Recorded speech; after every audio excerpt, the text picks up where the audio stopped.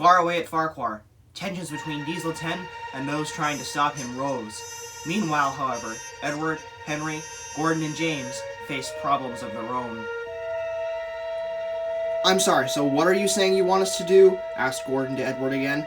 "I need you to come and help me dismantle explosives. Diesel 10 has lost his mind and we need to work now." "But how many explosives are we even going to be able to get rid of? The bridge is out and the other side of the island is clogged with fleeing engines." "I don't know," said Edward, "but if you help me, I'm sure we can at least make a good dent in the explosives. Come on!" And they moved into the ironworks to start work. Soon they were hustling and bustling throughout the ironworks yard, moving as many explosives as they could. Gordon moving oil barrels, Edward and Henry moving cars of fuel, and James not really knowing what to do. "James, what are you doing? Get to work! We don't have that much time," puffed Edward. "That's just it. This is insane. There's no way we can move all this stuff." "You know, I don't like the fact that he's slacking off," said Henry. "But he does have a point, Edward. We don't know how much time we have, and there is quite a lot to move." Yes, Henry does have a point, Edward," said Gordon. "Alright, fine. James, zip up to Farquhar and see what you can find. Check how much time we have left, how Thomas and Percy are doing, etc., etc. And then hurry back as fast as you can." "Sure thing, Edward," said James, and he raced off. "I know we're trying to be optimistic here," said Henry, "but I can't help but have the feeling that we're going to be in big trouble soon." "It may be so," said Gordon. "It may be so." Unfortunately for James, he would have to see the trouble they were in for himself, for as he made his way to Teignmouth, he saw the mess. Engines milling about, in the sheds, in the yard, the explosives moved off to the side, even Diesel's remains were moved off the turntable. "What is going on here?" he puffed. "Diesel 10's threatening to destroy the Farquhar sheds," said the yardmaster, "so the engines are taking refuge here." "Well, in that case, we better get going," said James's crew. "Come on!" As James hurried into Farquhar, the sight was awful. Explosives all over the sheds, and Diesel 10 and Lady perched high above the other engines, locked in confrontation. "We best go tell Edward," said James's driver. "It looks like our time is short." Right, said James as he puffed away. And now, the situation high above them grew even more dire.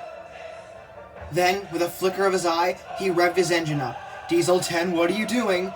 "This ends now." "Diesel 10, what are you doing?" And he lunged forward. "Oh! Diesel 10! Oh!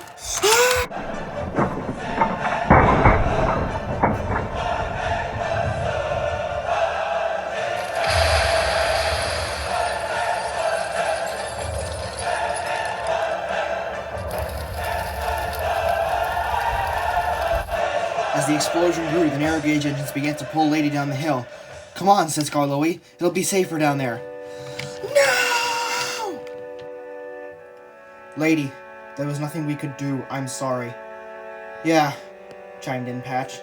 "The narrow rails, his speed, and his anger are what did it." "Could have saved him. Could have helped him. Could have stopped this." In her despair and anger, Lady's boiler pressure rose, and she began to shake the flatbed. "Ugh! Let me off! Ugh!"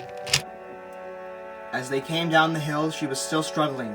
"Lady, calm down," said Burnett. "There's nothing we can do. I'm sorry."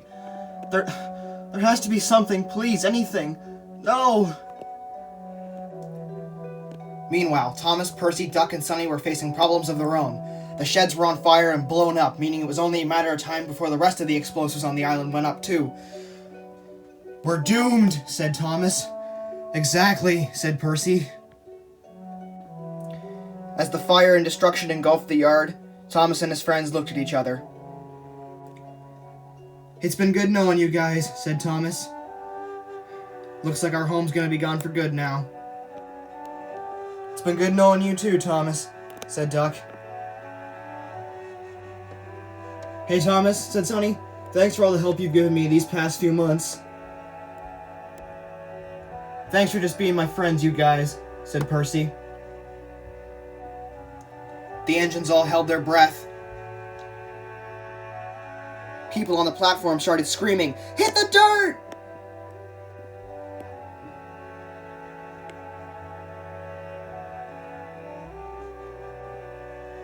Thomas took one last good look at his friends. "Well, if there's any way I was gonna go out, at least I'm going out with you guys," he said. And he shut his eyes.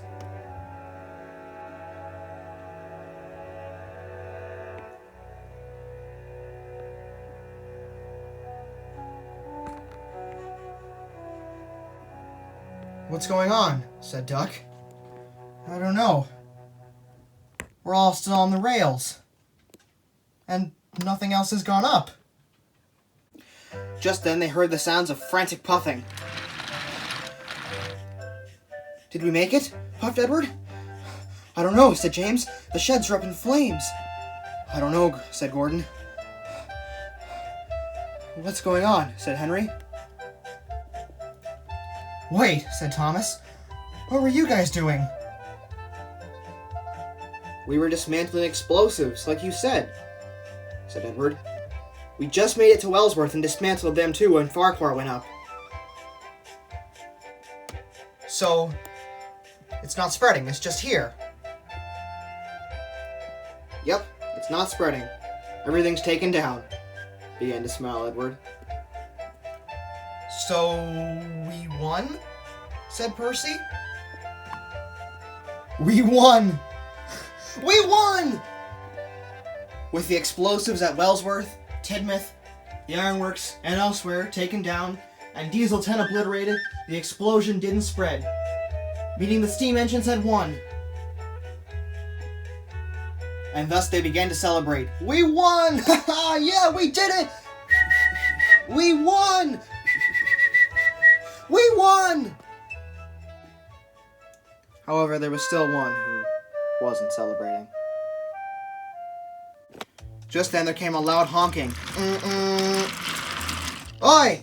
Where's Diesel 10? "Blown to oblivion with the explosion not spreading," laughed Thomas. "What?" "He's gone, you idiots," laughed James, "so you might as well leave too." "Well, that does it. Harry, Bert, D1 and 99, back up. They're about to join him in this flame." "Oops," said James. However, right as they were about to back up, there came a swift roar overhead. "Hello all," said Jeremy. "Here's a little sugar for your sweet tooths," laughed Jeremy as he flew by. "Sugar! Ha ha!" laughed the engines. "He dropped sugar!" It clogged up their air intakes and they couldn't move. "Ugh! We'll get you someday, steam engines!" "I find that very hard to believe," said Edward. Soon enough, the authorities arrived to put out the fire and take away the diesels. "What now?" asked Percy to Thomas. "You know what, Percy? For the first time in my life, I really don't know."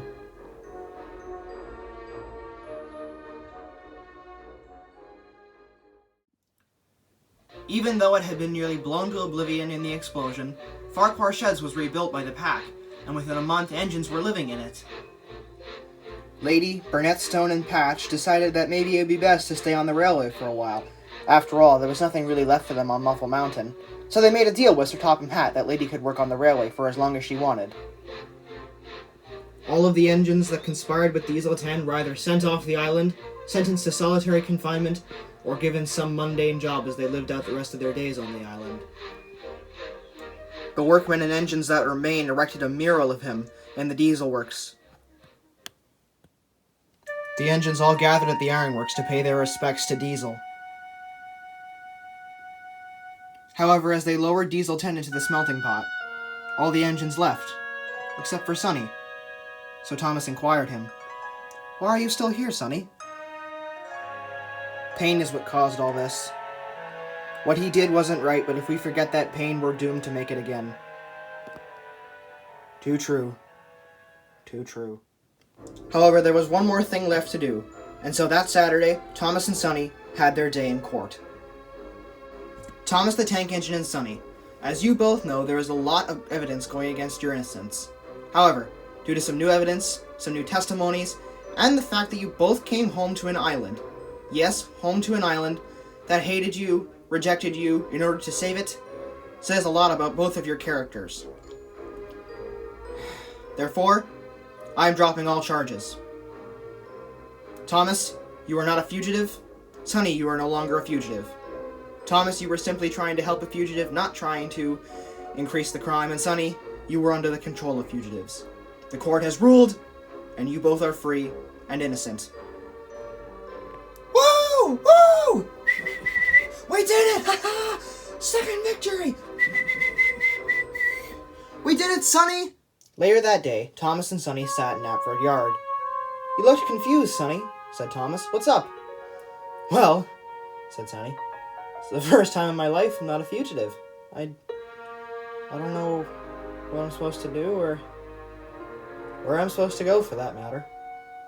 Well, puffed Thomas, the judge did say this is your home. Really? You mean that? Yes, I mean it. You came back to save it, you helped me out. You must care. Therefore, it's your home. The island of Sodor. My home. That has a nice ring to it, Thomas. Alrighty then, well, welcome home, Sonny.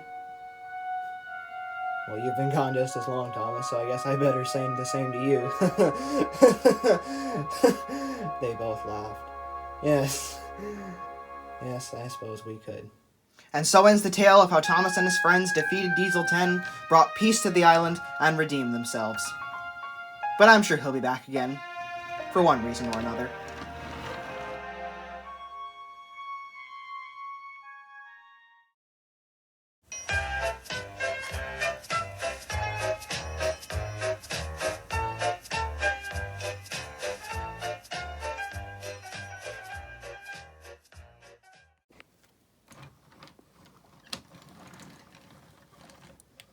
Excuse me. Are you Percy the Small Engine? Green number 6? Yes, that would be me. Good. You need to come with us to Knapford Yard. But why? We'll explain there.